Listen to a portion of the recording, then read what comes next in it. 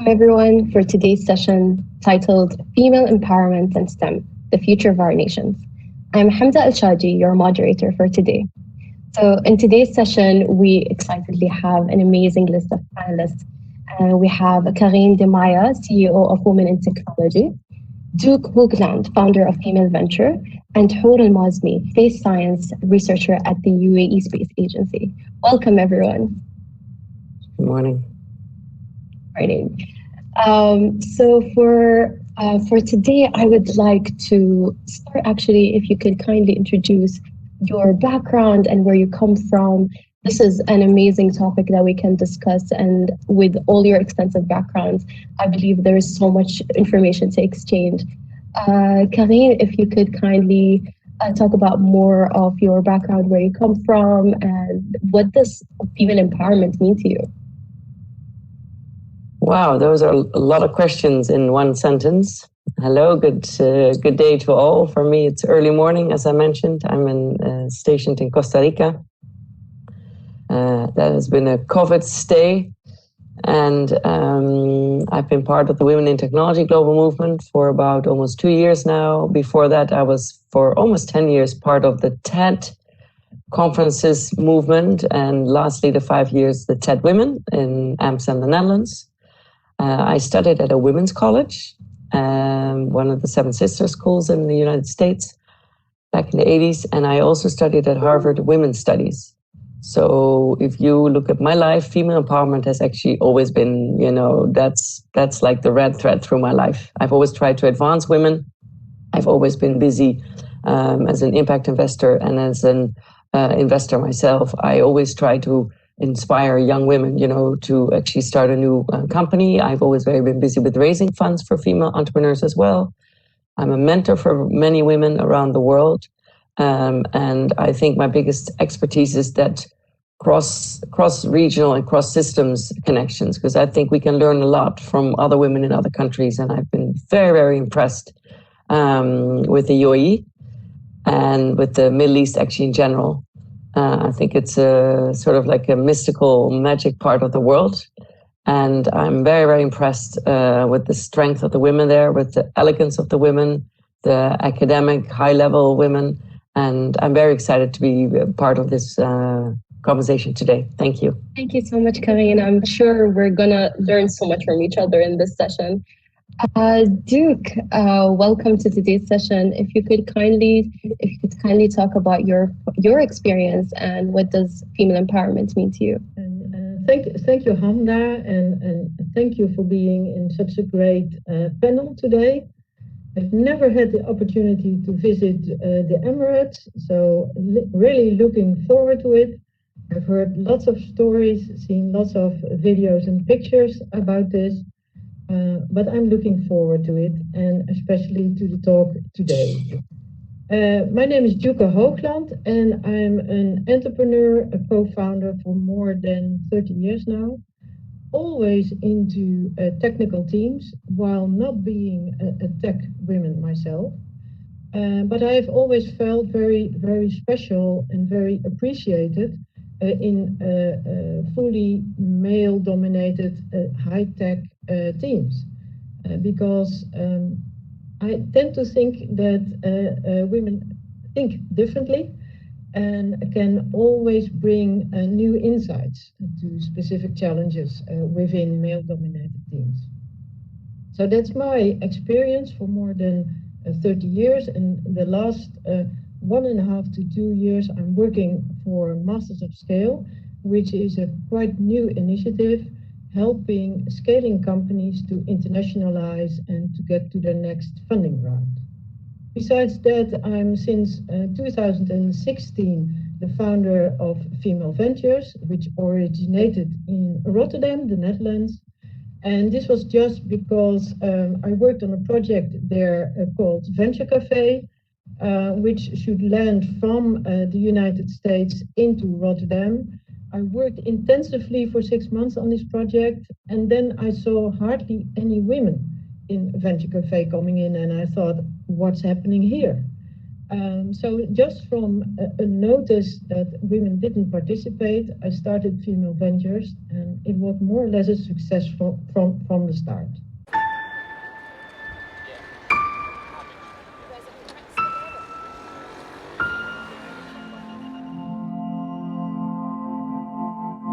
Inspire, connect and empower. My name is Dieuwke and I'm Initiator of FemaleVentures. I think we have role models speaking tonight. We organize this event because we can stimulate female entrepreneurship and female leadership. Here I see women with a great story, with an inspiring story, which I think they should be able to share with the rest of the world.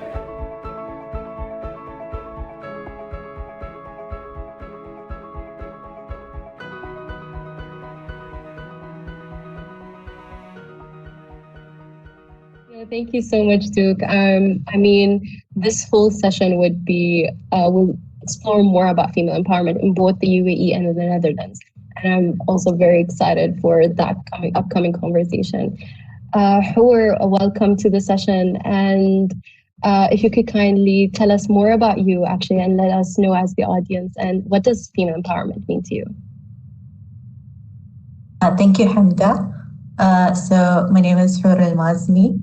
I'm a space science researcher at the UAE Space Agency and an EMM science data analyst who's part of the Emirates Mars Mission science team.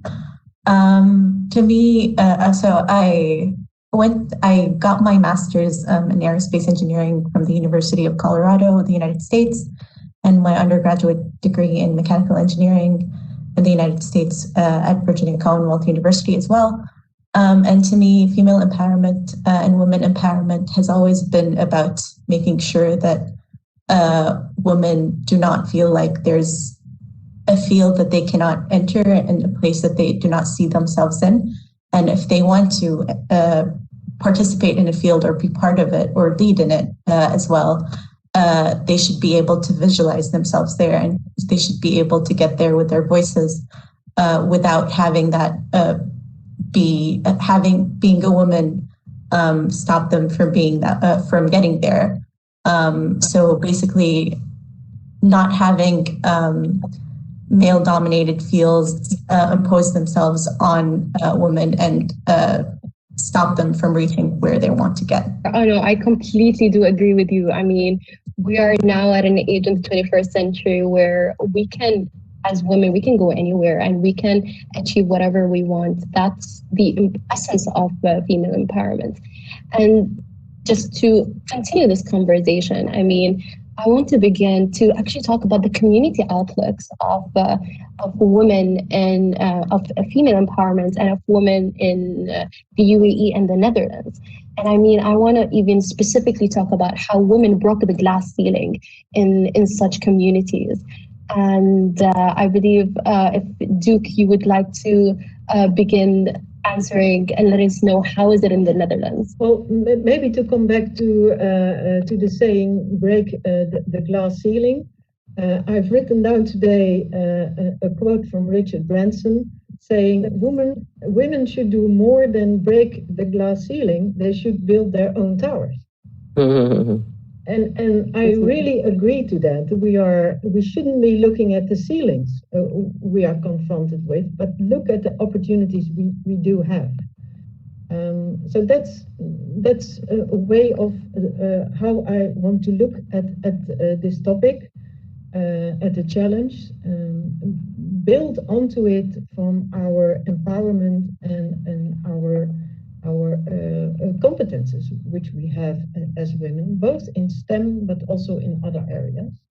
But if you look at STEM specifically and on a broader view, what I think the world is digitalizing, which means that lots of developers are males, and these are working on software tools and an increasing number of software tools where women may be the users. For example, if you look at household toolings, the software for these toolings are mostly developed by male-dominated groups.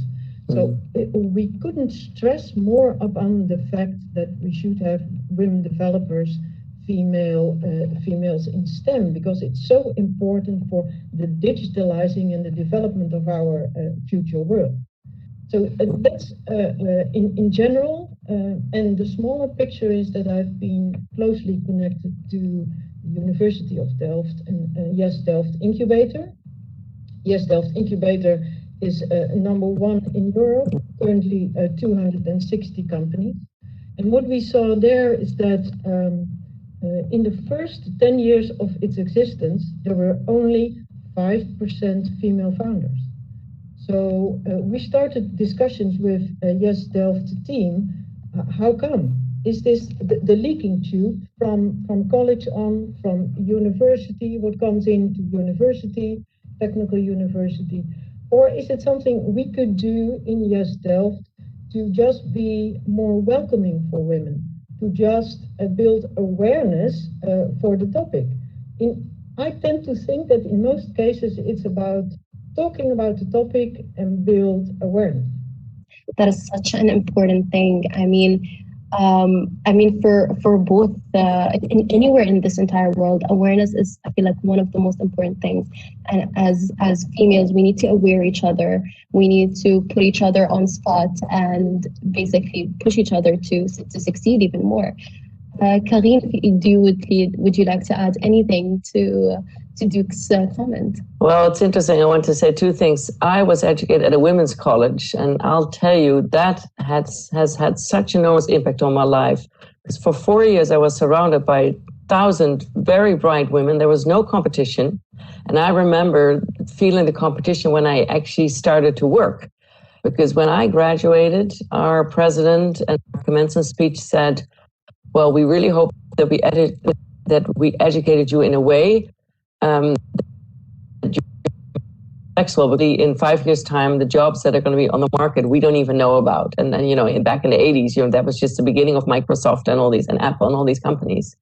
But what they also said is that we hope that we were able to educate all of you in such a way that one of you will be able to stand on the shoulders of the other and will be the president of the United States. Well, that almost happened in 2016 with Hillary Clinton. And I think what's very important is that women can be each other's biggest champion, but they can also be their biggest enemy. And the sense of sisterhood, which I very much feel in the Emirates, but also in other parts in the Middle East, I sometimes have missed that in the Western world. I think we're realizing now in the Western world that that's what we need. And I think when I became part of TED Women, and also now with the Women in Tech Global Movement, I really see that it's our duty, to bring other women into the space and to help them. And so always sort of like my golden speech was actually at the TED Women. I said, when as a woman, you have been given the chance to either enter a board or you're on a high level position, keep the door open for another woman, to actually enter in your footsteps. Because this is what men have been doing for centuries. We're just joining the workspace later in life. So we need we have a lot of time to catch up with.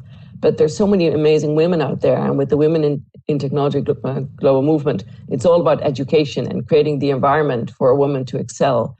And so we really want to take care of the lifetime cycle of a girl. So when she's already 5 or 6, we want to inspire her to learn how to code. Because indeed, Dieuwke, what you said, I think Harvard Business Review just did a research, and they looked at 20 qualities, and 90 of them women actually excel men. And the one that they didn't was actually in the technology, but that's just because there weren't there weren't enough women to join that research group in a sense. So, if we get more women into that equation as well, and I think education and also, changing perception and, the computers in the 1980s were really designed as toys for boys.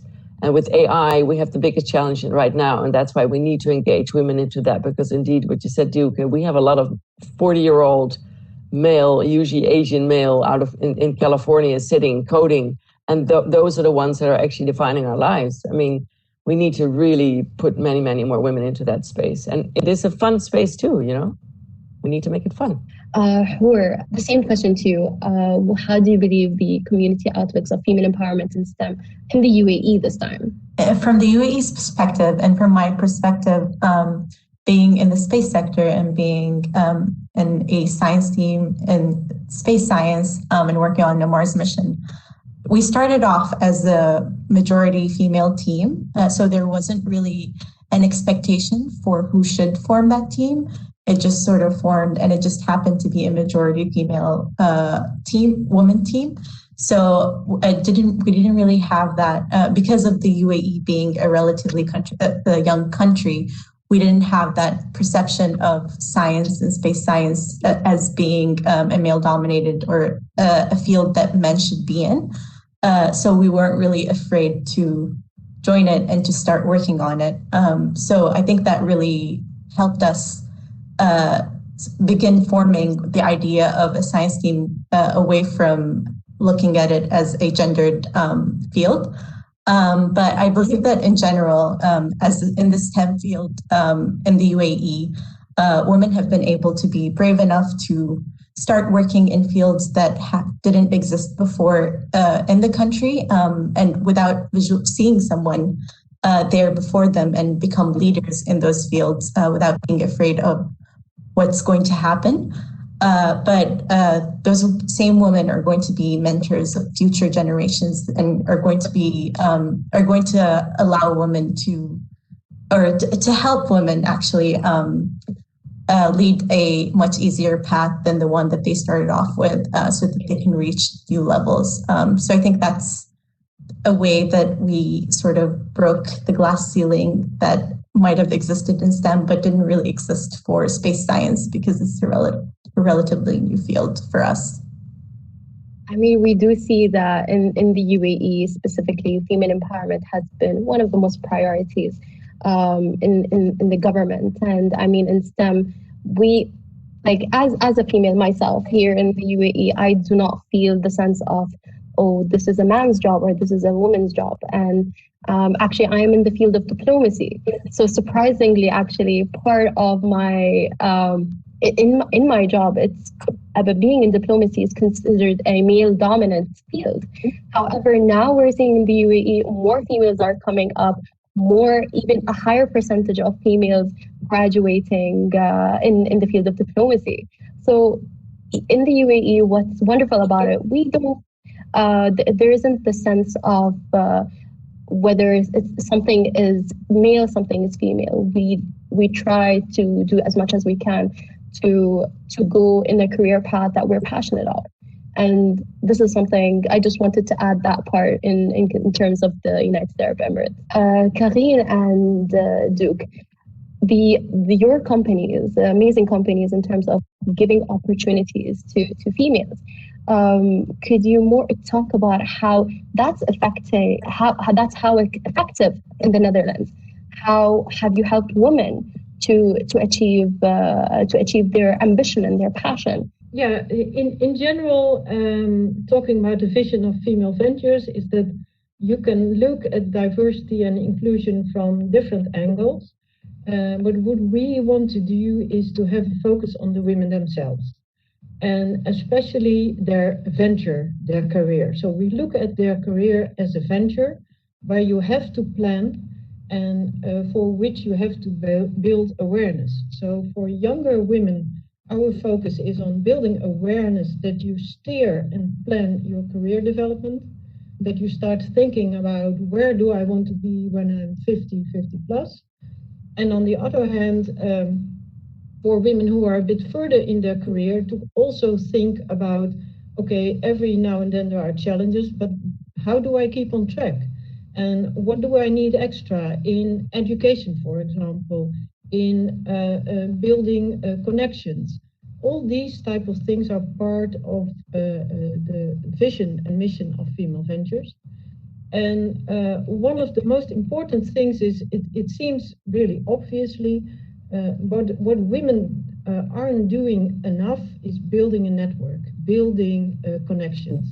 We have last year had, and Carine will certainly know, we had Professor Janne Martens, and she has done a research on females who do not give enough time to build connections. And if they have built connections, they don't dare to use it at the full, where men just go everywhere to visit events, during drinks, and build connections, and they dare to use it and ask for help and ask for support. We should do that much more often. So what we do at FemaleVentures, every event, there's a network where women build connections.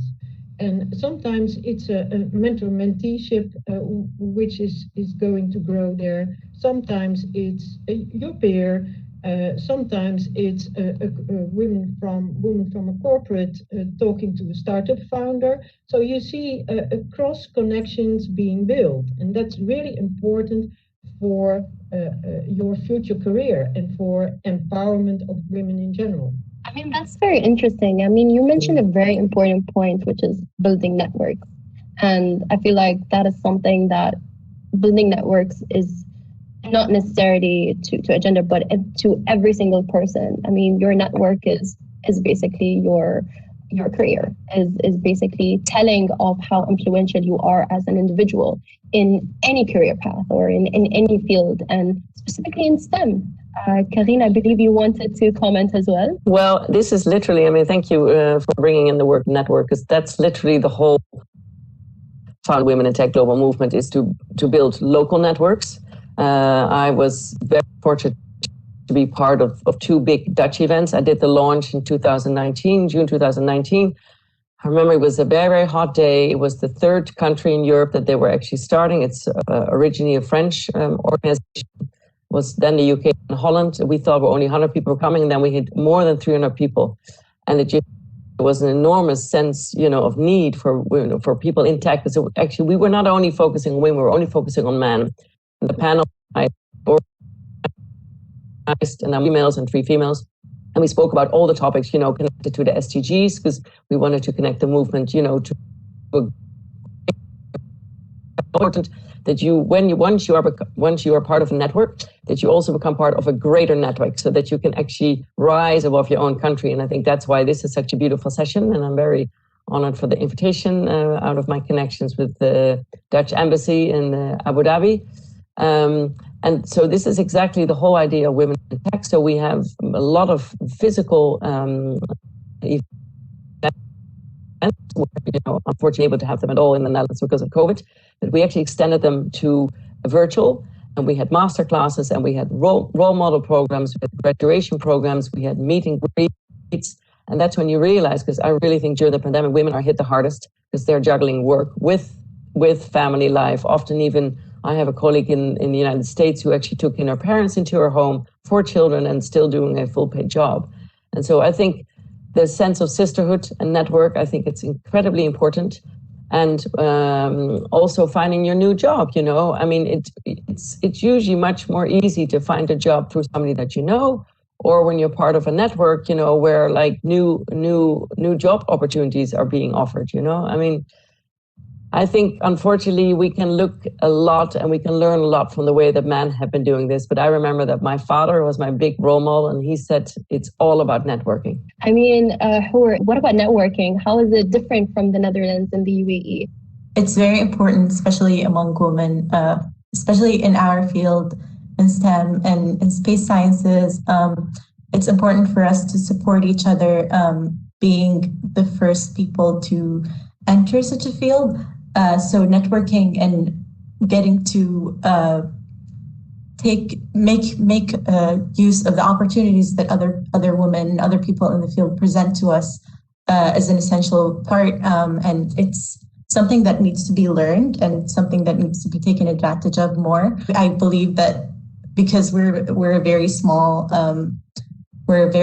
field, that we need to reach out to other international people that have already been where we are.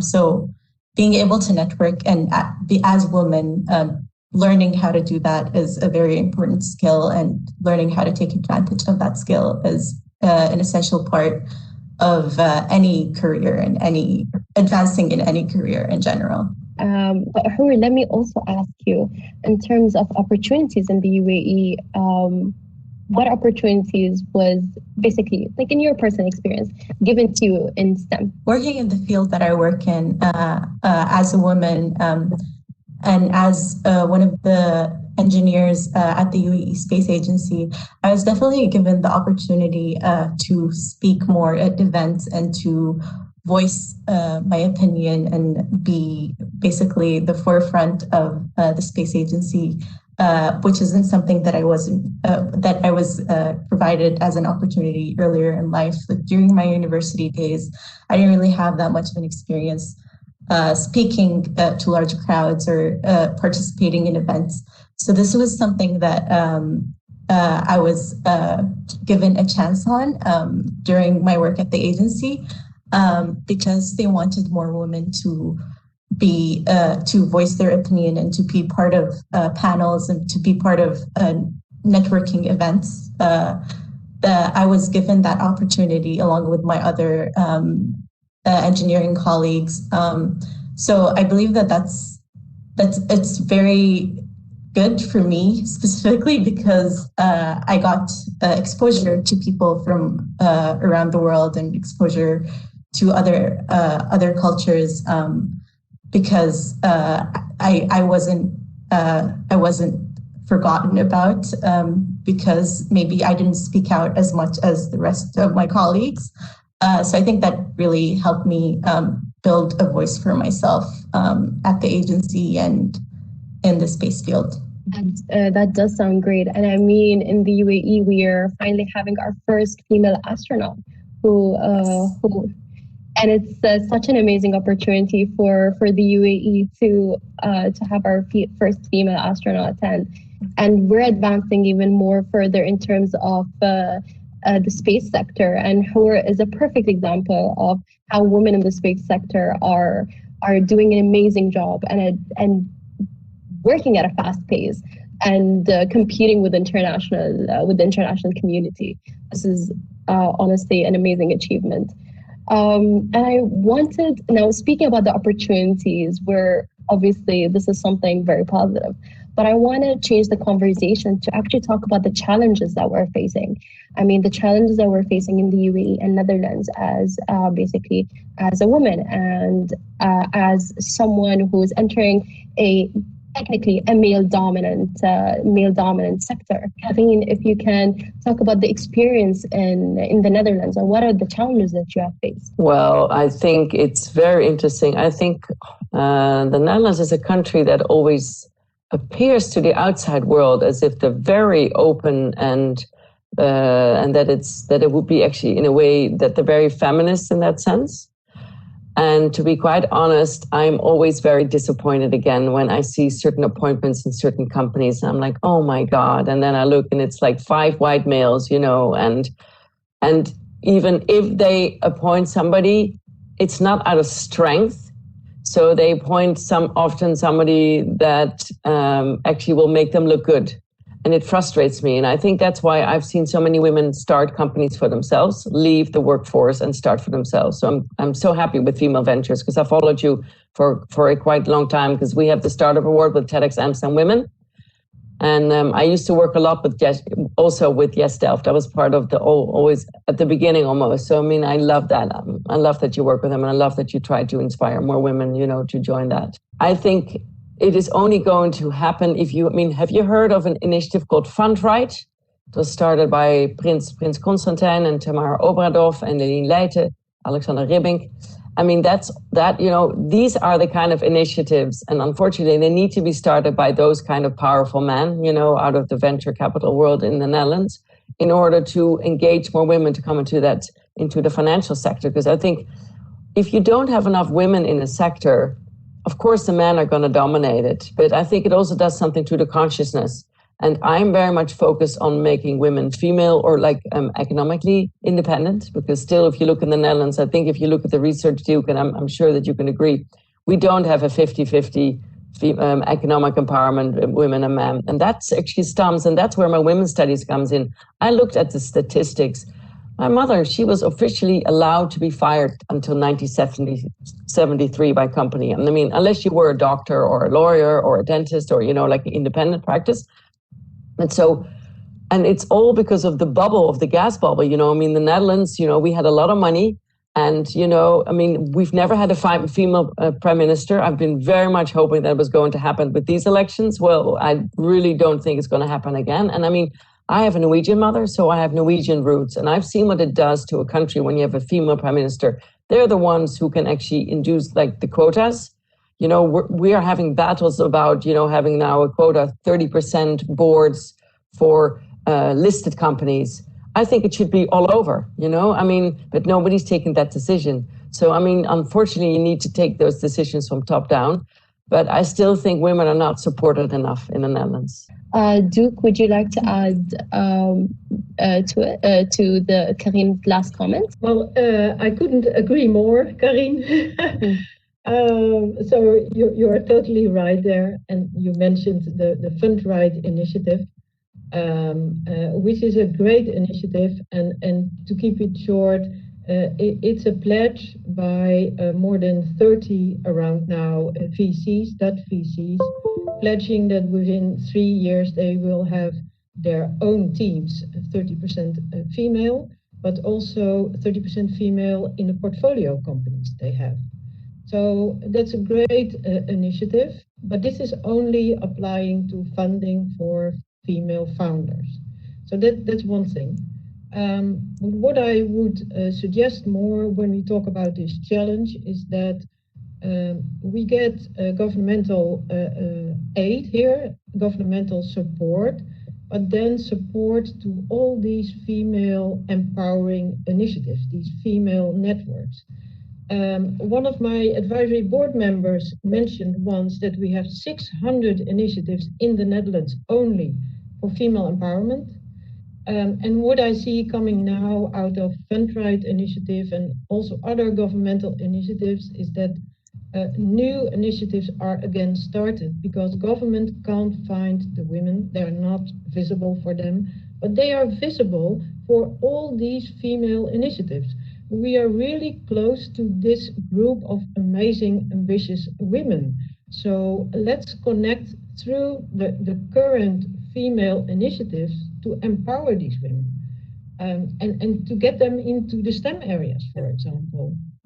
So if the government would want to support this, for example, FemaleVentures, talking for my own group of people, 600 members currently, we are a non-profit with 40 volunteers. We could extend our programming, our support immensely if we would have some sort of a subsidy or some sort of empowerment from the government. And I understand that they can't only empower FemaleVentures as one of these 600 organizations, but why not do something for empowerment of these female networks for the total of the Netherlands? I think it will really help the group of females, ambitious females, who want to venture their career, not only in STEM, but in a broader group of women.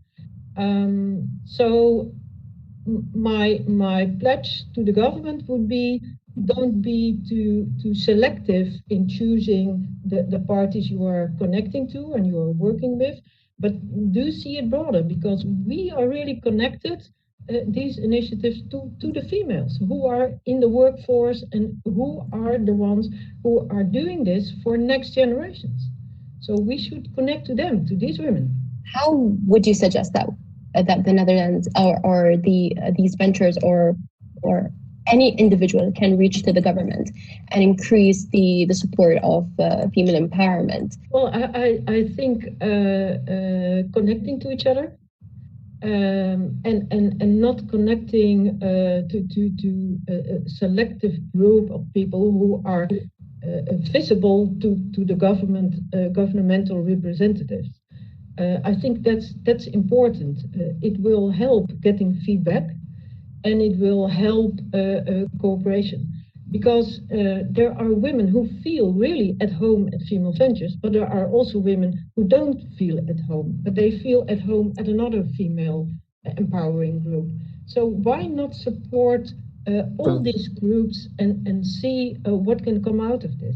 I must say, when we started organizing these women in tech sessions in the Netherlands, and the last one we had, I think 500 people came. women said, oh my God, I finally come home in a place where I can be myself. I can be my best version of myself. I'm surrounded by intelligent women.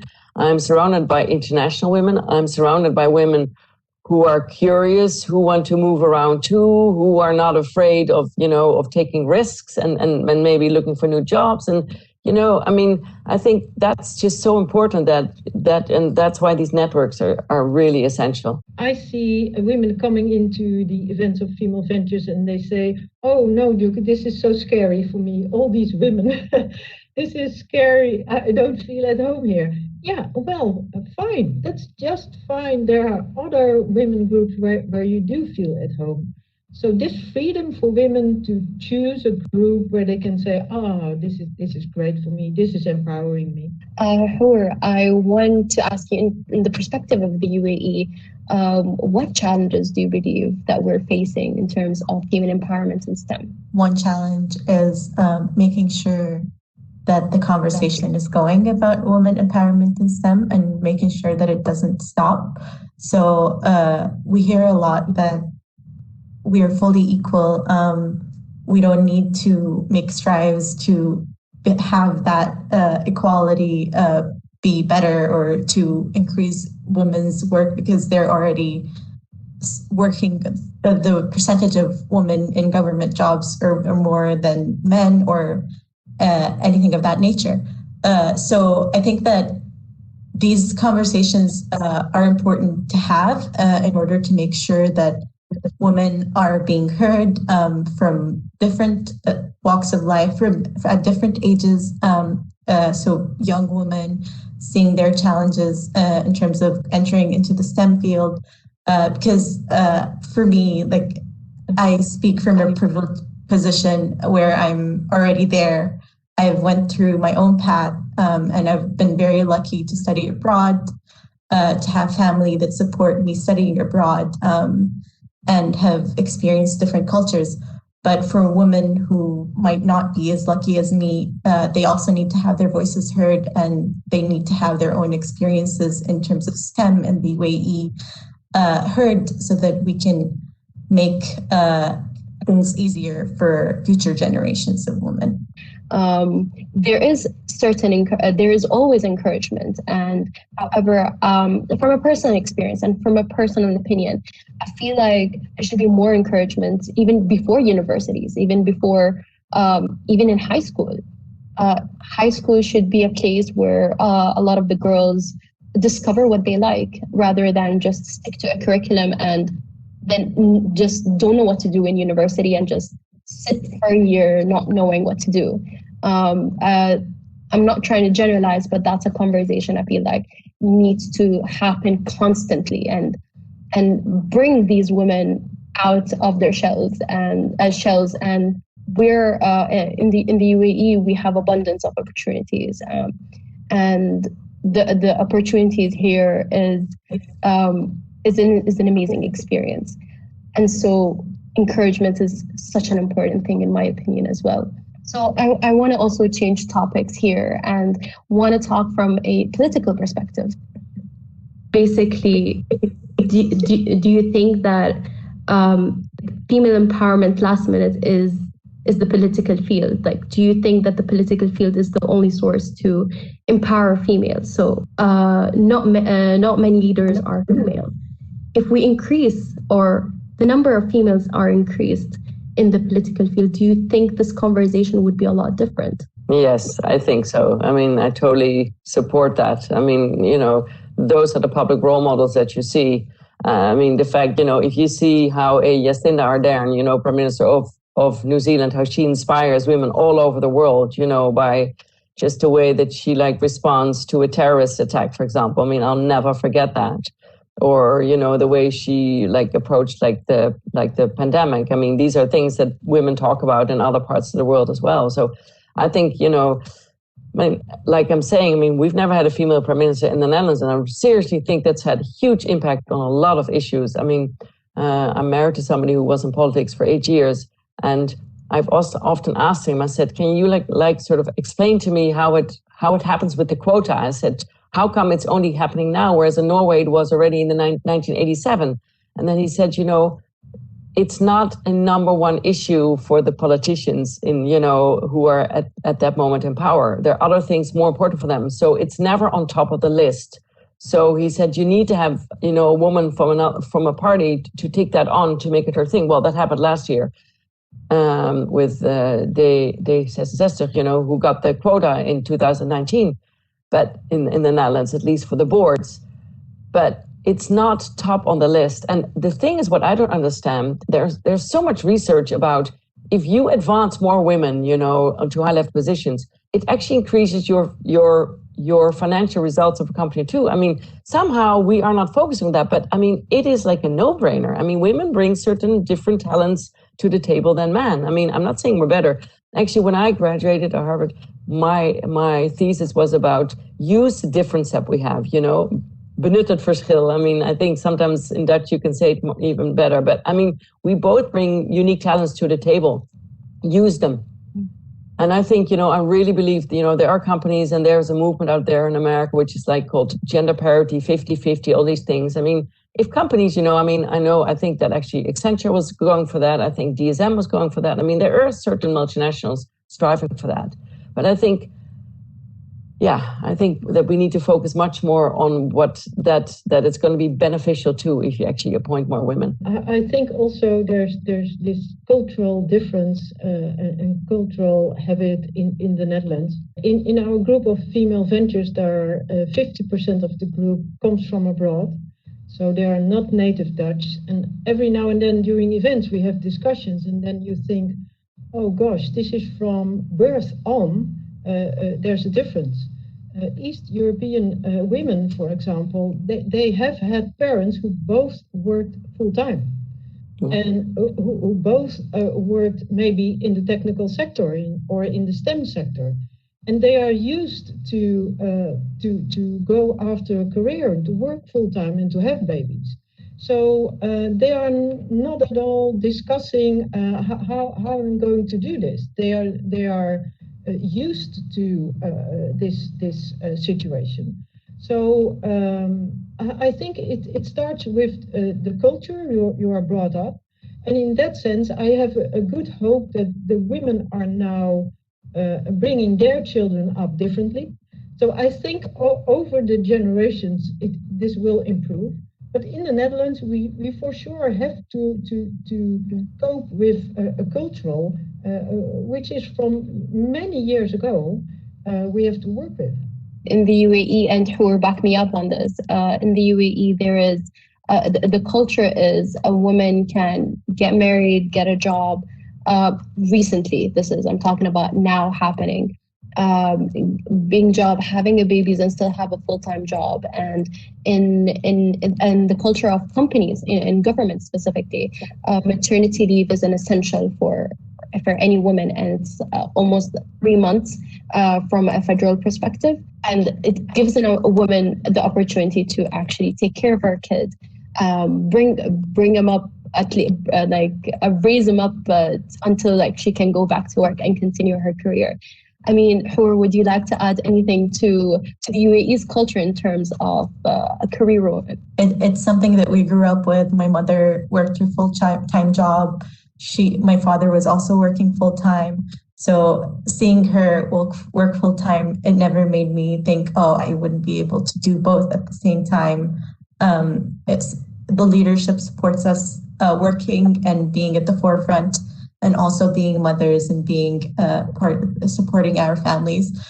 So it's not really something that's very unconventional for us. As Hoor mentioned, we do have, and in the UAE, there is support in terms, and the lifestyle in the households where there's always someone to support you. If you need to go out, there's someone to take care of your child, whether from family to friends to anybody. I mean, this is a privilege that we do have here, and we do appreciate it. Would you like to take any examples of your lives? Dieuwke, would you like to begin? I have always been a co-founder, but always a bit more in the background.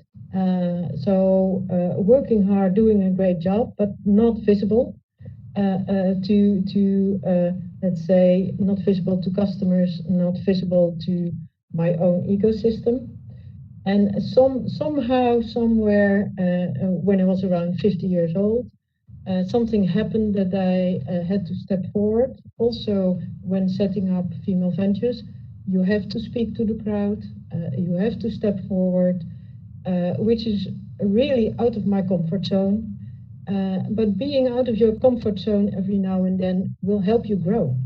So what I would like to say to the people who are listening and females who are listening, it's never too late.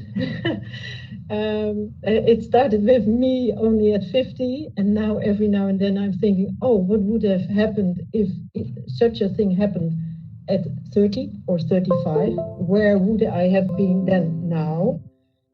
So you can't start early enough, but talk to your environment, talk to your peers, look for your mentors, plan your career, and see how you can make an impact. And this can be a large or a smaller impact, but try to be impactful and try to be every now and then out of your comfort zone. That is my personal story, more or less. Hoor, would you like to comment on this? I completely agree with Dieuwke, and I love her message, and I'm inspired by the panelists today, and I'm really honored to be among them. And my words of inspiration are basically just make sure to be kind to one another, be kind to the women that are in your life. Don't be overly competitive. This has been brought up in this panel, but mentorship, making sure that we support each other as women is very important, and so that we can be there for each other. And I've seen that in my team, and I'm inspired every day by the women that are around me, whether it's at work or whether it's at the science team. So I'm very lucky to have people around me in my life. So my words of inspiration is just to find that in your life and make use of that and learn from that. Well, what I would like to say is that always stay true to yourself. I realized in 1998, I decided to start working and to actually become my own entrepreneur, because I didn't think things went quick enough, fast enough. And and I really feel right now, I'm in my mid-50s and I'm leading the life that I've always dreamt of. Especially actually because of the whole pandemic, I'm actually now the global leader that I've wanted to become, and I'm able to inspire women, in all countries. We have chapters in 24 active countries, or active chapters, 24 countries. And I think my greatest inspiration, my role model was my grandmother. She almost made it to 100. And, she was somebody who really was an advantage, like an example. She was one of the first women to study economics in the Netherlands. And, she took decisions always for herself. And she said, also about making the choice of your marriage. She said, that's the most important choice in your life. If you want to end up getting married, that's going to be the most important part of your life, because you're going to be with that person for a very, very long time. And you need to have really good conversation, and you need to be able to laugh with that person. And that's also important with your colleagues. There needs to be a sense of camaraderie. I love it what you said about, of course, it's good to have healthy competition, but not in the sense where you want to be bigger than the others. And it's also interesting, even though I think I'm a natural leader, I don't mind being in the second position. I've very often now been the commercial director. Well, that's usually like the backbone of the organization, because I'm the one who actually brings in the money. And if there's no money, you can't do anything. But I kind of like that position, because it gives me the feeling that I can create like the foundation, and the foundation actually brings the longevity to an organization. And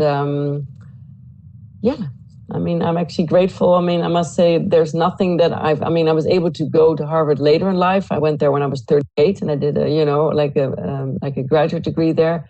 That's just something I'd always dreamed of doing, because I was educated undergraduately in the United States, and I went back to Europe. I married an entrepreneur, and so going back to a foreign country was not so easy, but I always dreamt of doing that. And I think my dreams have always been the biggest fuel for anything in my life. And so I would say to any woman listening out here, dream big, because only you know how big your dreams are, and just meet people and go out and get the right people, to actually help you realize your dreams. Thank you so much, Carine. And thank you all. We've reached the end of our session today. I mean, you all are inspiring women, and you're all inspiring in your own individual ways and in your own countries. Thank you so much for today. Thank you. Thank you for being here. Thank you.